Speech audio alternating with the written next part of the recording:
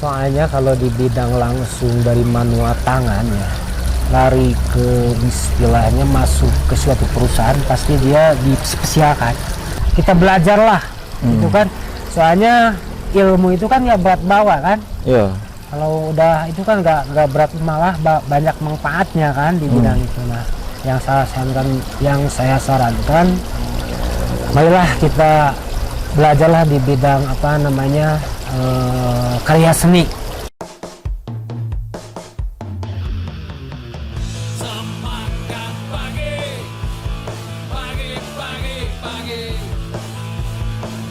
Selamat datang, sukses menjelang. Semangat pagi, pagi, pagi, pagi. Selamat datang, sukses menjelang.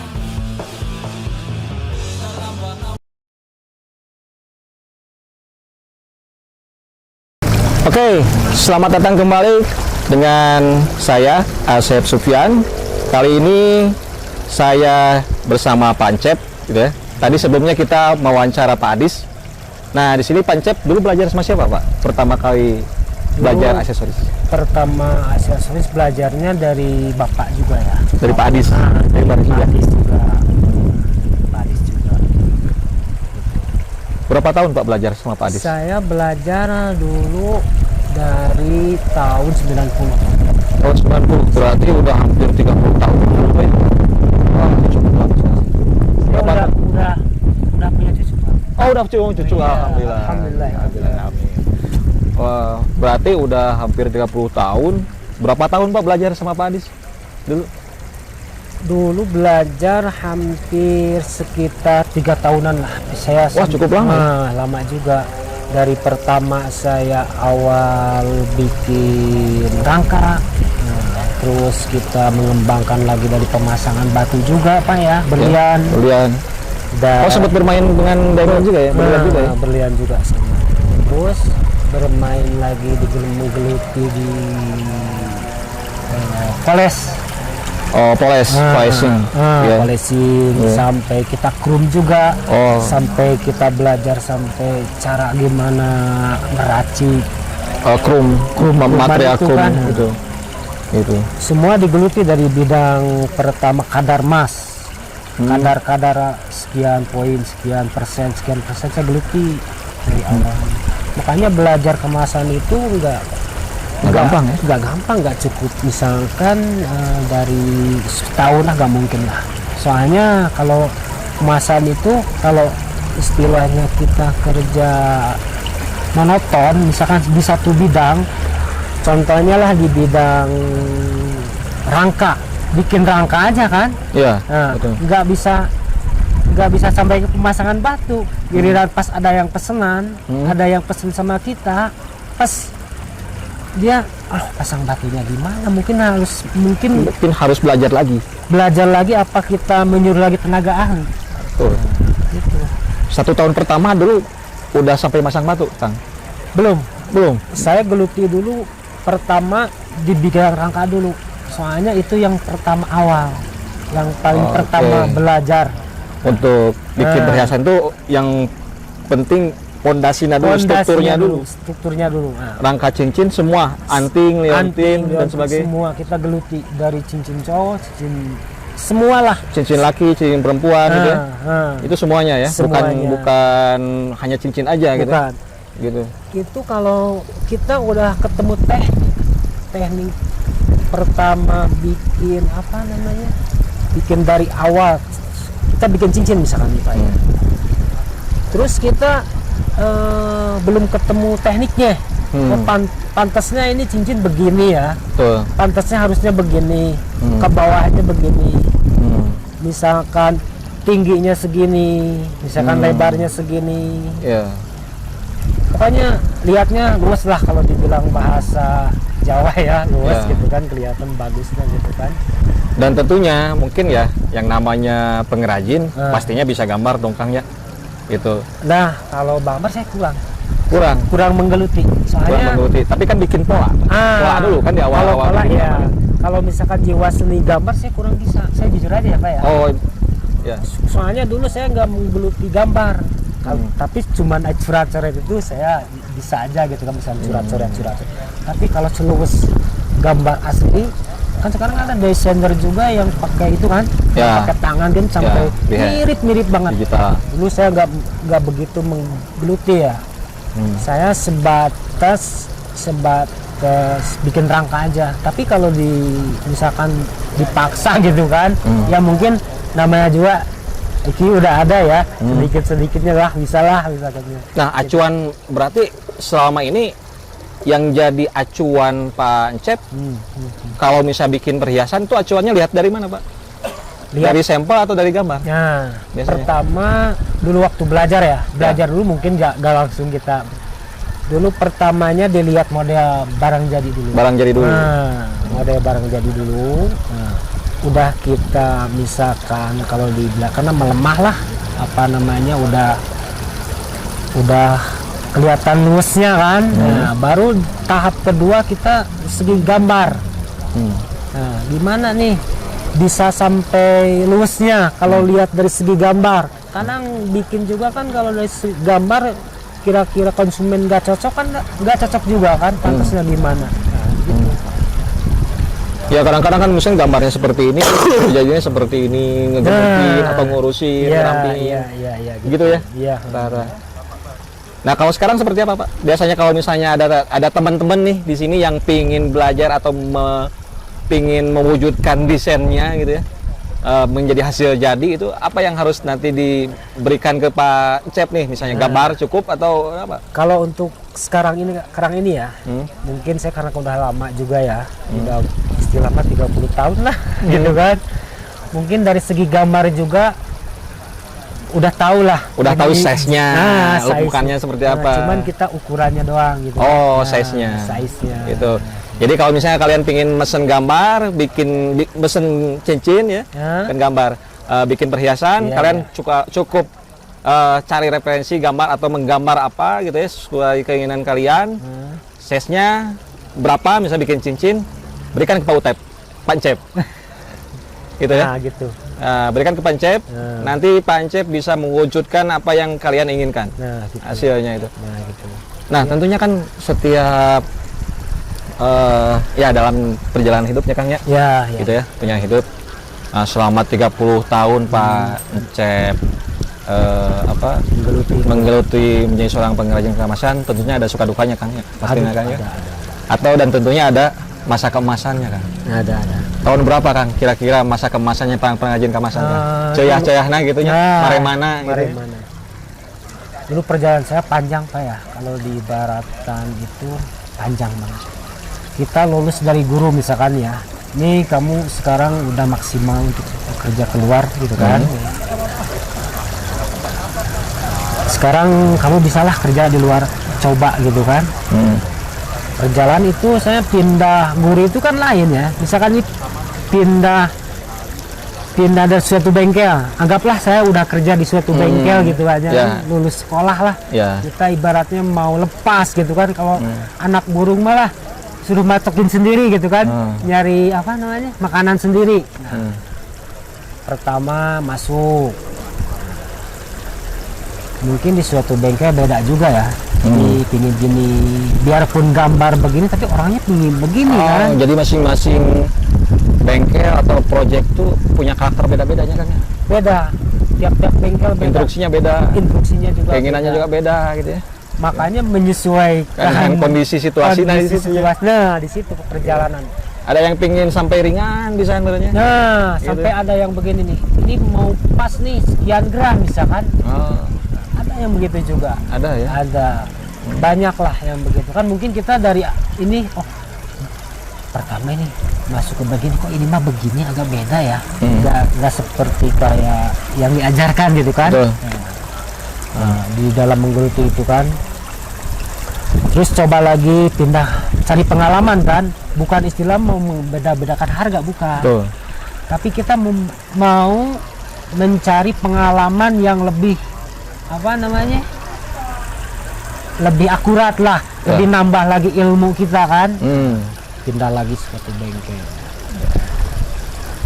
terus aja tiap-tiap dengar pasti adalah beda, ada perbedaannya, maunya begini, bos ininya maunya begini, beda lah tiap-tiap dengar. Jadi intinya apa, keahlian itu bisa digali gitu ya. Kalau misalnya kita ketemu dengan proyek yang berbeda-beda ya kan. Nah, Kalau misalnya itu aja ya gitu ya keahliannya. nah gitu kan, pasti gitu aja. Jadi kita nggak berkembang. Nggak berkembang. Nah, biasa kita, kalau biasa kita kerja begitu lurus kan, kan masuk. Jadi dipaksakan kudu bisa we gitu ya. Nah, gitu.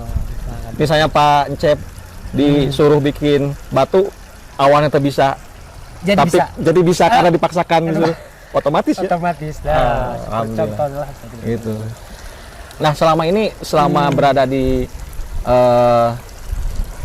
Desa Cukang Genteng di Pasir Jambu, Pak Encep sering melatih generasi-generasi untuk belajar jadi pengrajin kemasan nggak? Alhamdulillah ya, semenjak ini saya sering yang datang ke rumah. Dari Sampai mana tuh? sekarang juga ada. Oh, alhamdulillah. Alhamdulillah. Mungkin kayak adik-adik saya gitu kan udah pada kelar semua kan. Nah, kamu ini udah beres lah. Tarik yang ini. Tapi sistemnya kalau yang datang istilahnya bukan saya menjual ilmu ya. Betul. Bukan. Sampai sekarang dia masih datang ke rumah, masih banyak belajar. kok. Masih belajar. Mungkin daerah dari cucu-cucu Pak Adis gitu kan. Pak Adis kan cucu kan. Jadi Pak Sampai Adis tuh Pak Encep tuh cucunya Pak Adis. Nah, Mungkin gitu ya. kan cucu. Aduh. Bukan, ibaratnya saya anak Pak Adis, Oh, cucu-cucunya. ada cucunya juga di bawahnya Nah, lagi. gitu. Waduh. Berarti Nah, sampai sekarang Pak Encep tuh generasi Pak Adis generasi Kedua. kedua, Pak Encep tuh generasi kedua. Kedua. Nah, berarti sekarang tuh udah ada generasi kelima Kang ya. kelima ini yang ini ya adik saya nih. Oh iya. Generasi kelima ya. Generasi kelima. Kelima. Oke. Masih ada ke bawah lagi udah. Oh, masih ada ya. Nah, berarti sebenarnya secara tidak langsung prospek untuk menjadi seorang pengrajin kemasan itu cukup potensi ya kan. Sebenarnya masih banyak yang dibutuhkan kan? Masih banyak. Banyak. Gitu. Karena ternyata kan kenyataannya masih kekurangan ya Masih beberapa industri itu ya. Masih kekurangan, masih membutuhkan. Masih kekurangan. Jadi memang di istilahnya seiring dengan perkembangan zaman dan industri, di mana setiap perhiasan itu sekarang udah sistemnya udah sangat modern, gitu. Tapi pasti ada kelemahannya ya. Pasti Ada kelemahannya. Salah satunya pasti perlu sentuhan tangan para pengrajin juga. Nah, gitu. Begitu ya Kang ya. Soalnya kalau di bidang langsung dari manual tangan ya, lari ke istilahnya masuk ke suatu perusahaan pasti dia dispesialkan. Oh, spesial. Soalnya kebanyakan sekarang yang datang yang belajar langsung masuk pabrik, istilah masuk training dulu. Dia belajar dulu sekitar 3 bulan. Paling satu bagian aja misalkan nih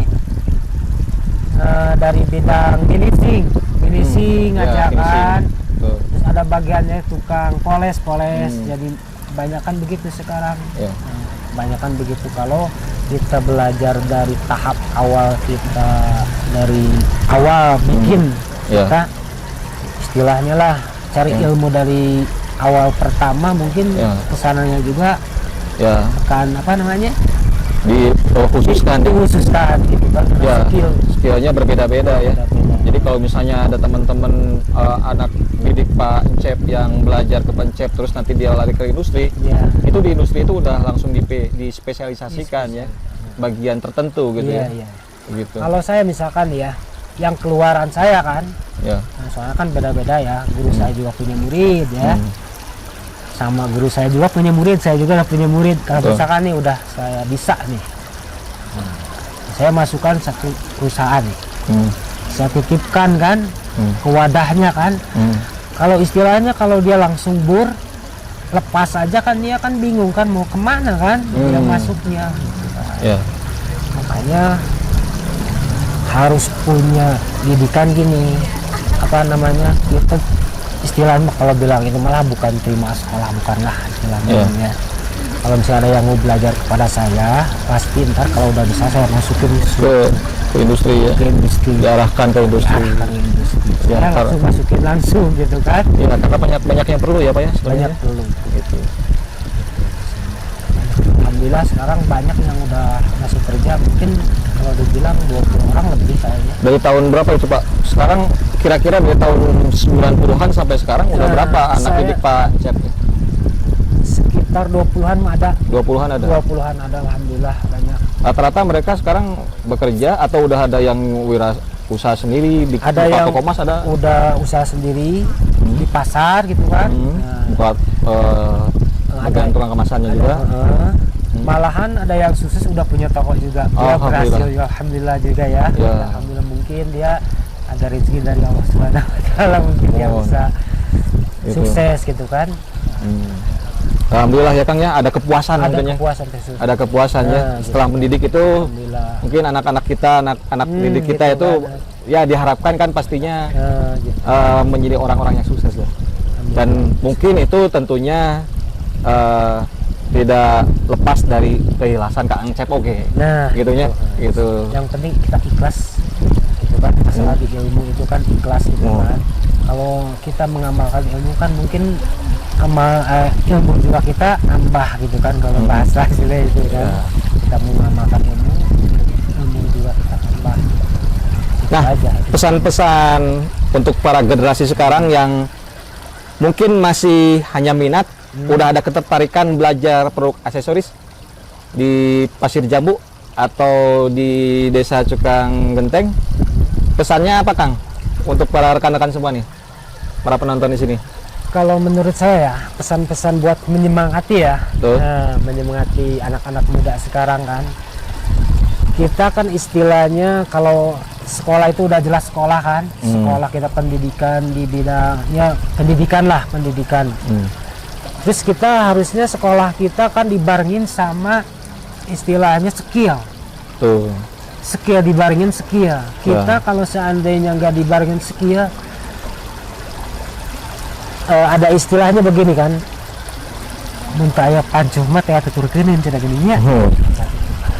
Tapi upami orang istilahnya dibarengin sama skill, kita istilahnya sekolah juga sambil berjalan.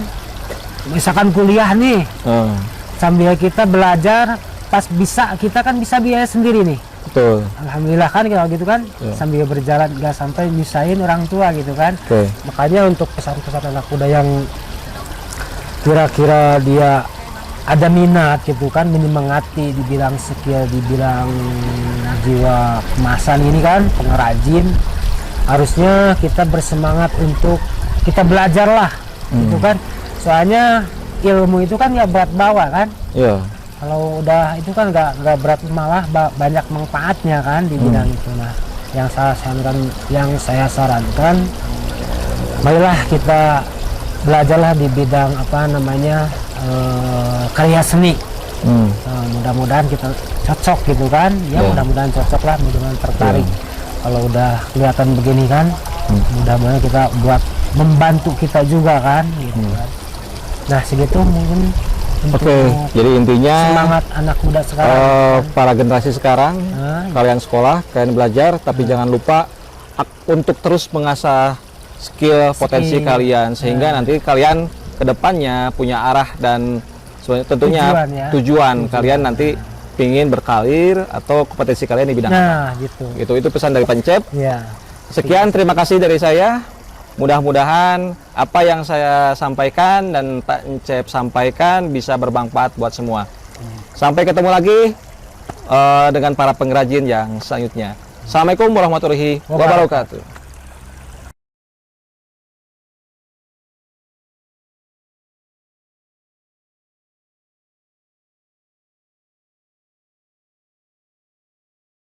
Baik, kembali lagi dengan saya Asep Sufyan.